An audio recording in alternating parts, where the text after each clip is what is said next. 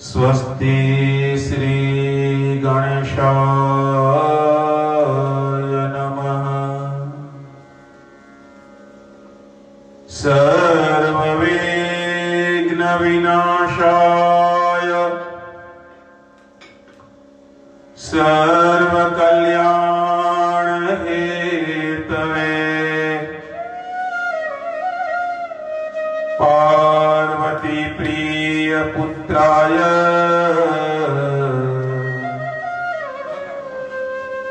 गणेशाय नमो नमः।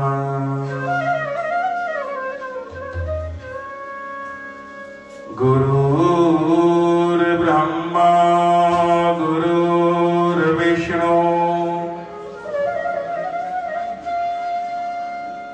गुरुर्देवो महेश्वर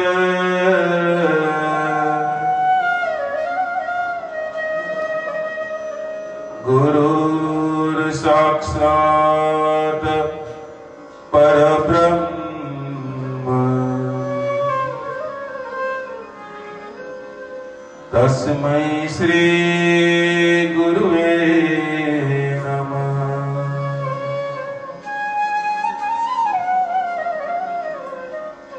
ओम गुरुभ्यो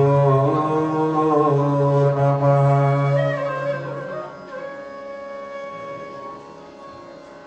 या कुन्देन्दुतुषारहारधवला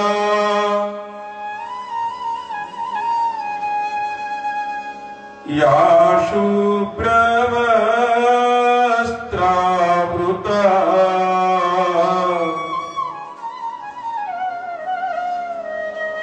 या वीणावरदण्ड मण्डितकरा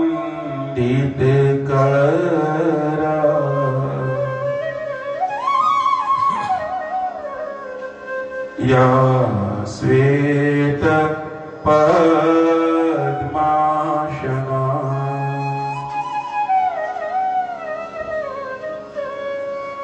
या ब्रह्माच्युत शंकर प्रभुर्दिवी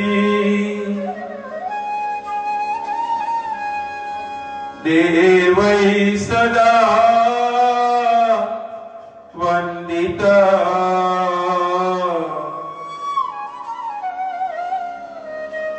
श्यामां पातु सरस्वती भगवती निशेष जाया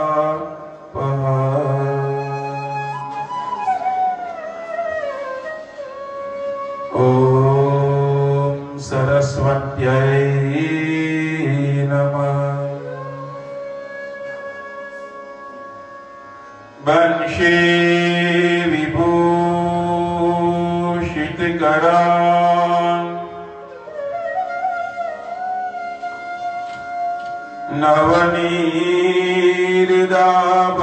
नवनीर्दाभात्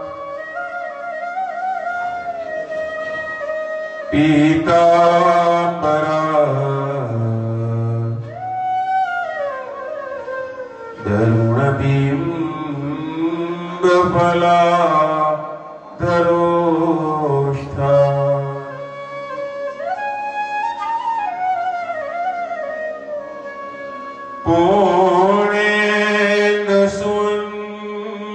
पूर्णेन्दुसुन्दरमुखात्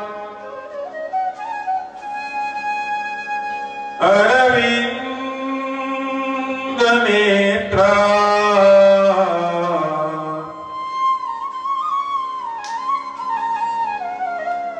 कृष्णात् परम् किमपि त्वमहं न जाने। बोलिए श्री कृष्ण कन्हैया लाल की जय। श्री द्वारिकाधीश की जय। श्री रणछोड़राय की जय। श्री बालकृष्ण भगवान की जय।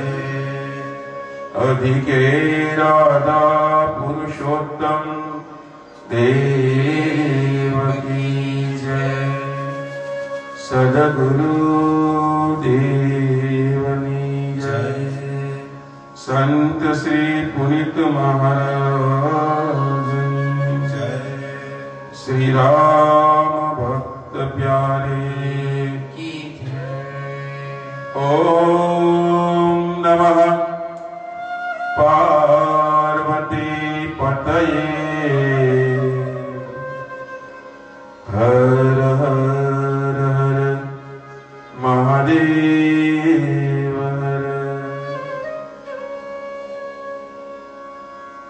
श्री कृष्ण गोविंद हरे मुरारे। हे नाथ नारायण वासुदेव। श्री कृष्ण गोविंद हरे मुरारी। हे नाथ नारायण वासुदेव। श्री कृष्ण गोविंद हरे मुरारे। हे नाथ नारायण वासुदेव। श्री कृष्ण गोविंद हरे मुरारी। हे नाथ नारायण वासुदेव। हे नाथ नारायण वासुदेव। हे नाथ नारायण वासुदेव। हे नाथ नारायण वासुदेव। हे नाथ नारायण वासुदेव। श्री कृष्ण गोविंद हरे मुरारे। हे नाथ नारायण वासुदेव। श्री कृष्ण गोविंद हरे मुरारी। हे नाथ नारायण वासुदेव। हे नाथ नारायण वासुदेव। हे नाथ नारायण वासुदेव। हे नाथ नारायण वासुदेव। हे नाथ नारायण वासुदेव। पहला समरू गणपति देवा। विघ्न ले जो कापी रे। पहला शबरो गणपति देवा। विघ्न ले जो कापी रे। बीजे समरू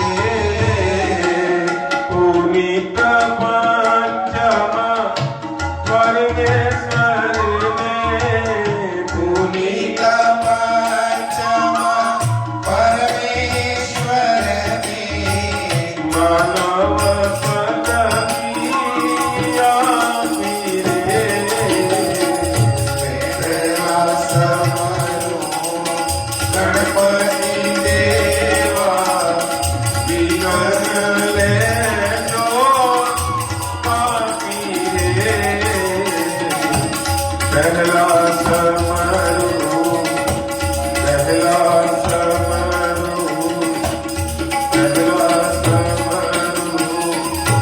ગણપતિ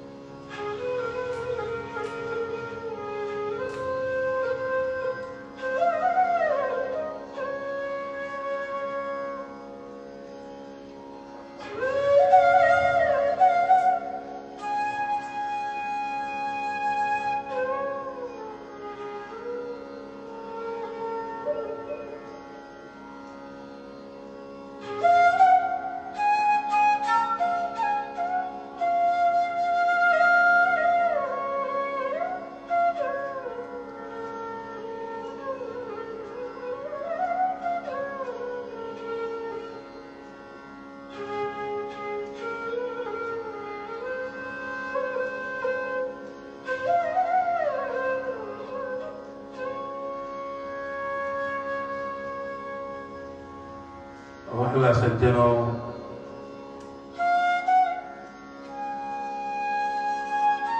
આપ સૌ પુરુષોત્તમ માસ કથાના આ સાક્ષી સ્વરૂપ ફેસબુકના માધ્યમથી જીવંત પ્રસારણ અને દર્શન કરી રહ્યા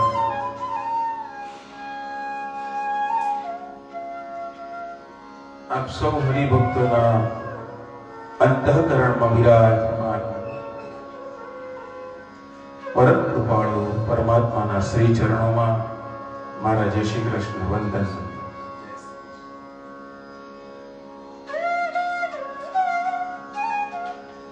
વાલા, હોય સોય જો રામ રચી રાખા, કી કરી તર્ક બઢાવે સાખા. થોડી સમસ્યા ઇન્ટરનેટની છે. અમે વૈકલ્પિક જે થઈ શકે કરી રહ્યા છીએ અત્યારે. હું આશા રાખું છું કે આપણો સંપૂર્ણ કાર્યક્રમ વિના વિઘ્ને સમાપ્ત થાય, પણ તે છતાં વચ્ચે કંઈ પણ થાય તો પછી કથા આવતીકાલે થશે.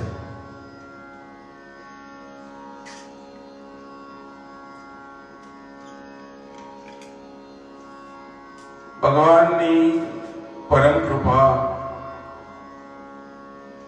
દરેક હરિભક્તો પર રહે છે.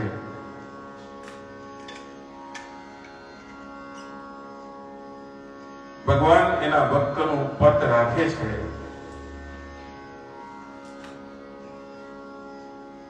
અને ભક્ત અભક્ત કોઈ પણ હોય, બધા ભગવાનના બાળકો છે.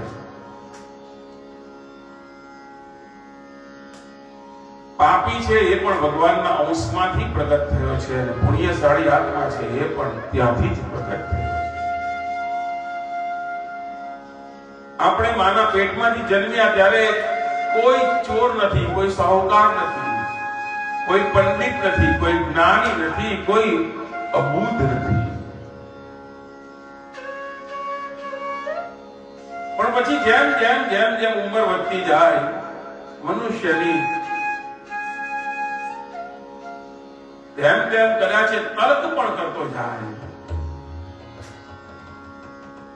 અને પરિણામે એના પથ બદલાય છે.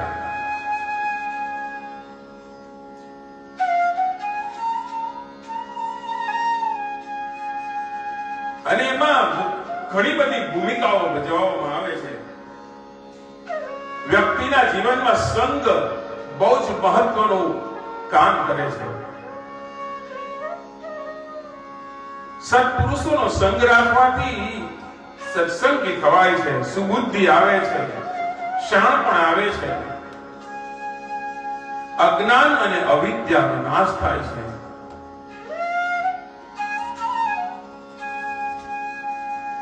ભગવાન પ્રત્યે શ્રદ્ધા વધે છે. અને સામે તમે કોઈ એવા વ્યક્તિની સાથે જોડાઈ જાઓ તો અધોગતિ પણ થાય છે. રામાયણકાર કહે છે કે સંત અને અસંત બંને મળે છે ત્યારે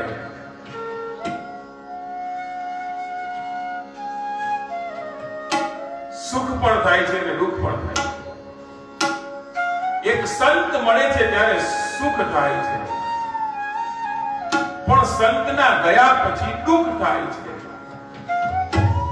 જ્યારે અસંત મળે છે ત્યારે દુઃખ થાય છે, પણ એના ગયા પછી સુખ થાય છે. એમ સંતોનો સંગ, સત્પુરુષોનો સંગ અને સંતોને ભક્તો મારા ને તમારા માટે એનું જીવન જ આપણા માટે છે. જેવું કલ્યાણકારી જીવન જીવે છે, જે પોતાના માટે જીવતો જ નથી, જે બીજાના કલ્યાણ અર્થે જીવે છે, એ સંત છે. વૃક્ષ એ રામ ભગત કહે છે કે વૃક્ષ એ સંત છે, જે છાંયો આપે છે. અરે તમે પથ્થર મારો તો પણ એ તમને ફળ આપે છે. સંતનો સ્વભાવ છે. તમે એના પર અપકાર કરો તો પણ ઉપકાર કરશે. આ સંતનો સ્વભાવ. નદીમાં ગમે એટલું મેનું નાખો, એ તમને કાંઈ કહેશે નહીં. એ તો તમારું મેનું સાફ કરવા માટે પ્રેરાયેલી છે. તમને શુદ્ધ જળ આપશે.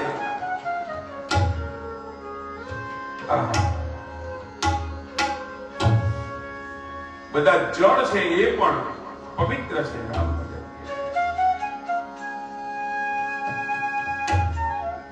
તો સુદેવના જીવનની અંદર પણ સંત આવે છે અને પછી જીવન બદલાય છે. એવી જ રીતે દંતધનવાને જેના જીવનની અંદર સંત આવે છે એ સદાય પ્રગતિ કરે છે. આપણે જોયું છે કે આટલા બધાનું કલ્યાણ સંતોની હાજરીમાં અને સંતોના આશીર્વાદથી થયું છે. આપણે છેલ્લા 20 અને આજનો 21મા દિવસ સુધી ખૂબ સુંદર કથા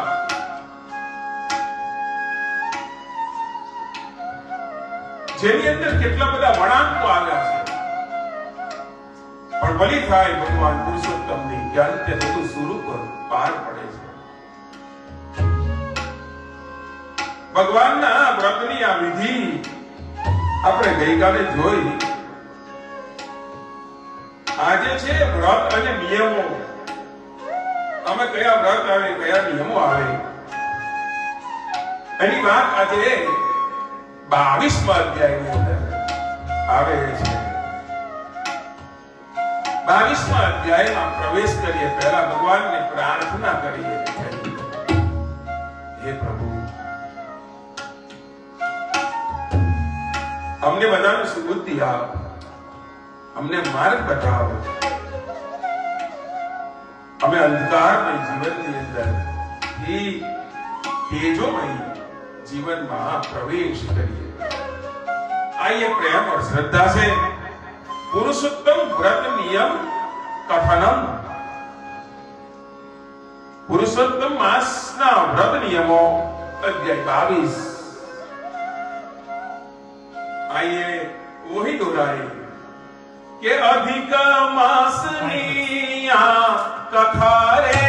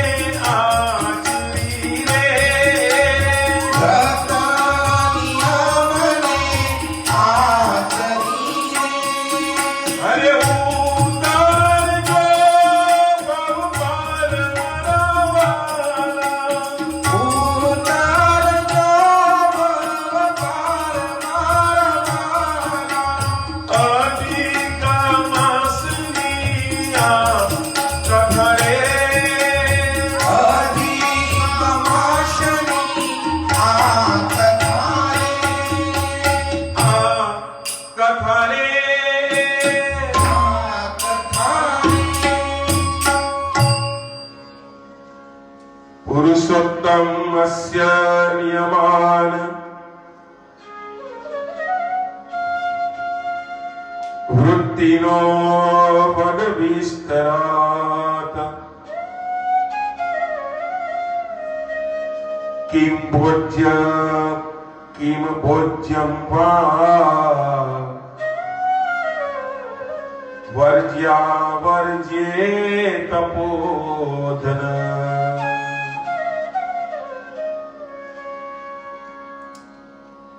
રાજાએ પૂછ્યું છે, હે તપોધન ઋષિ, પુરુષોત્તમ માસ વ્રત કરનાર માણસે કયા નિયમો પાળવા? કિમ ભોજ્યમ વા વર્જ્યા વર્જ્યે તપોધન.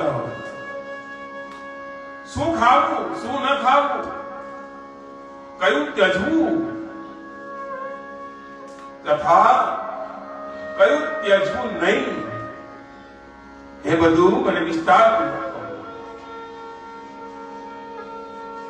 રાજાનો પ્રશ્ન સાંભળીને વાલ્મીકી ખૂબ હર્ષ પામ્યા છે. કહ્યું છે, રાજન, આ માસમાં સાવધાન રહીને ભવિષ્યાન્ન આરંભવું જોઈએ. भविष्यान का मतलब ये होता है सात्विक सात्विक आरोपण. अन्य ऋषि बोल्या बहु प्रेम की ઋષિ બોલ્યા બહુ પ્રેમ કીને. શું શું ખાવું આ માસ મરવાલા. શું શું ખાવું આ માસ મરવાલા. ઘી ખાંડ ચોખા ઘઉં અને રે. ઘી ખાંડ ચોખા ઘઉં અને રે. મગજ ધોળા અનાજ મરવાલા. એ મગજ ધોળા અનાજ મરવાલા. ઋષિ બોલ્યા બહુ પ્રેમથી રે. ઋષિ બોલ્યા બહુ પ્રેમથી રે. રાજન, ભવિષ્યાન્નનું ભોજન ઉપવાસ એટલું ફળ આપે છે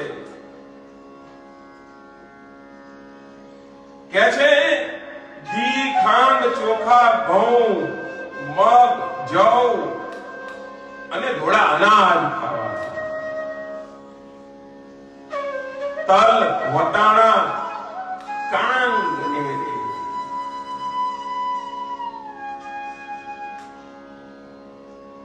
તલ વટાણા કાંગ ને રે. તલવટાણા કાંગને રે. કંદમૂળ સિંધવ સાત મરવાલા. કંદમૂળ સિંધવ સાથ મરવાલા.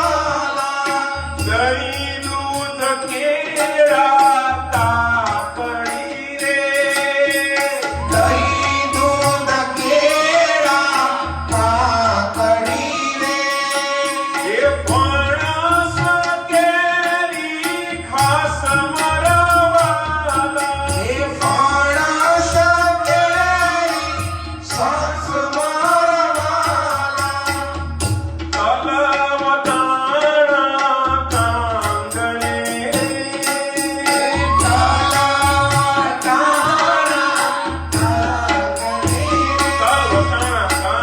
કંદમૂળ સિંધવ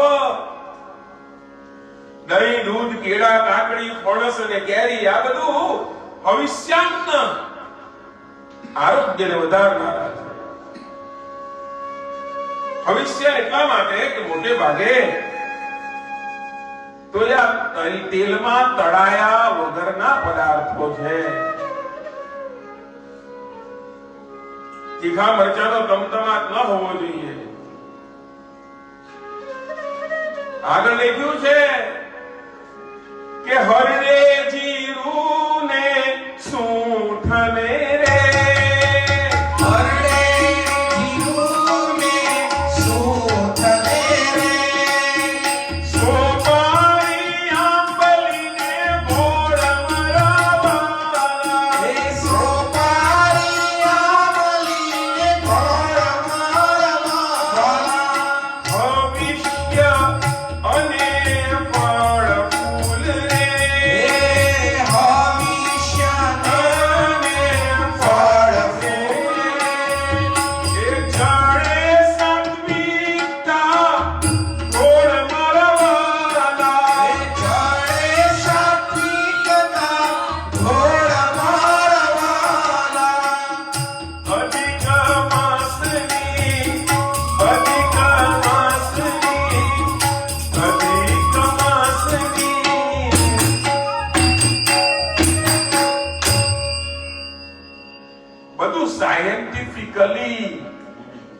છે આ બધું. This is not only a religious purpose. ધાર્મિક પર્પસ ની વાત નથી, આની પાછળ ઘણું મોટું સાયન્સ છે. આપણે ઘણીવાર ચર્ચા કરી ચૂક્યા છે કે 11 ઇત્યાદિ સાયન્ટિફિકલ રીઝન થી છે. આપણા મંદિરના પગથિયા સાયન્ટિફિકલ રીઝન થી ઊંચા કરવામાં આવેલા છે. આપણી બધી માતાઓ ગબ્બર પર ને જે ઊંચા ઊંચા પહાડ પર જે માતાઓ બેઠી છે એ બધી પણ સાયન્ટિફિકલ રીઝન છે કે તમે ઉપર જઈને નીચે આવો એટલે ચાલવાથી પહાડ ચડવાથી આથી શારીરિક ફાયદા જે થાય છે તે આપણામાં પ્રદક્ષિણા જે છે મંદિરને ફરતે જે પ્રદક્ષિણા કરવાની પ્રથા છે એ પણ સાયન્ટિફિકલ રીઝન છે. કઈ કઈ વસ્તુને ત્યાગવી એના નામ કયા છે? રાઈ તેલ વાળા પદાર્થો અને પારકા અન્ન તમામ આ બધું વ્યર્થ છે. જે વ્રત નિયમ કરે છે એને માટે આ બધું જ ધ્યાન રાખવું. રાજન, વ્રત પાલન કરતી વખતે મનનો સંયમ કેળવવો ખાસ જરૂરી છે કે મન વચન કર્મો થકી રે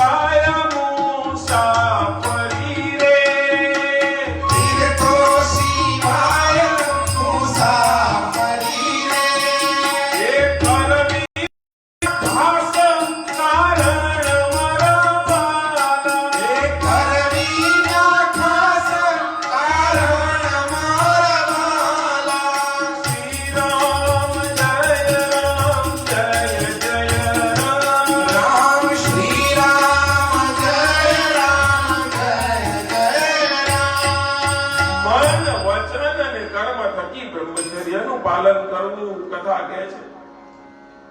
અને બની શકે તો તીર્થો સિવાય મુસાફરીની જરૂર હોય તો જ બીજી અન્ય જગ્યાએ જવું જોઈએ મુસાફરી, બાકી તો તીર્થો સિવાય નહીં. આમ તો કહે છે કે બને ત્યાં સુધી એક જ સ્થાન પર બેસીને પુરુષોત્તમ ભગવાનનું આરાધન કરવાથી ચિત્તની એકાગ્રતા વધે છે. સાચી વાત છે.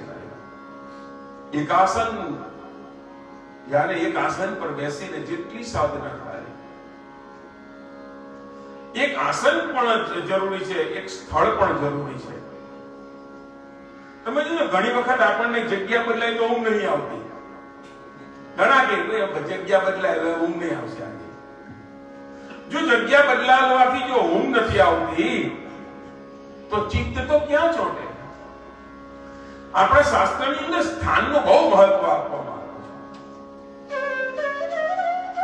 ધરા, ભૂમિ, સ્થાન એ પ્રમાઇસિસ, એ વાતાવરણ.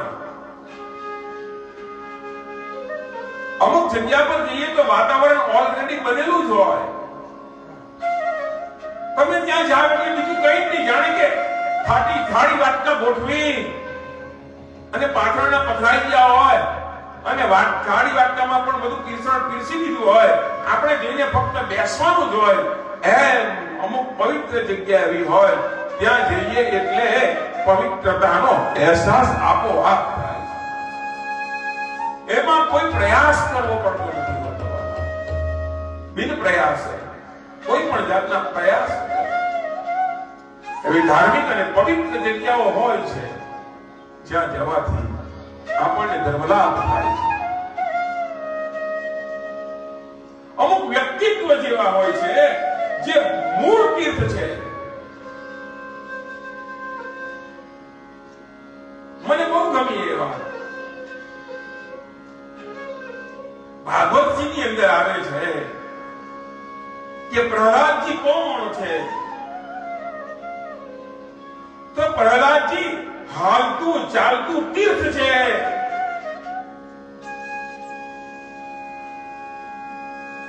આપણે કોઈ તીર્થમાં જઈએ તો વાતાવરણ બનાવવું પડે, પણ અહીંયા તો ખુદ બહાર તીર્થ છે. વ્યક્તિ એવો હોવો જોઈએ જ્યાં જાય ત્યાં તીર્થ બને.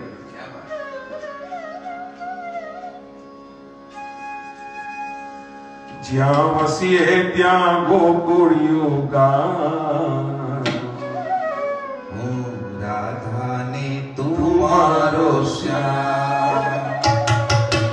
વસીએ ત્યાં ગોકુળિયો ગામ. હું રાધાને તું મારો શ્યામ. હું રાધાને તું મારો શ્યામ. રાધાને તું મારો શ્યામ. ક્યાં તીર્થ શોધવા જાશો? સાહેબ એકદમ વિપરીત વાતાવરણ છે. જુઓ, પ્રહલાદજીના ઘરની અંદરનું વાતાવરણ પ્રહલાદજીથી એકદમ વિપરીત છે. વિષ્ણુ ભક્તિ વ્યર્થ છે જે વિસ્તારમાં, જે પ્રદેશમાં, જે દેશમાં, જે ઘરમાં, એમાં પ્રહલાદજીનો જન્મ થયો. હિરણ્યકશિપુએ આખા રાજ્યની અંદર ફરમાન કર્યું હતું કે કોઈએ વિષ્ણુની ભક્તિ નહીં કરવી. અને આવી જગ્યા પર સાહેબ ખાલી એવું નહીં કે ખાલી ભક્તિ કરી, અન્યને પણ કરાવી છે. પ્રહલાદજી જે પાઠશાળામાં ભણતા હતા,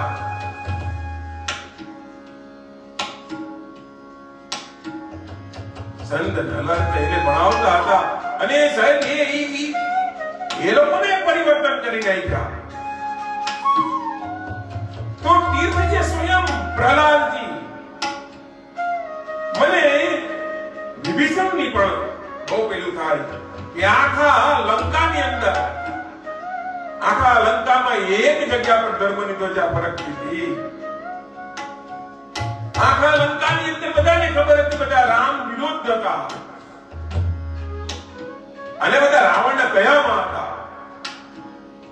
પણ એ વિભીષણજી તમે જુઓ કે કલાની વ્યક્તિ સ્વયં તીર્થ છે, અને એને માટે થઈને સાહેબ એ સોનું છે, એને કોઈ દિવસ કામ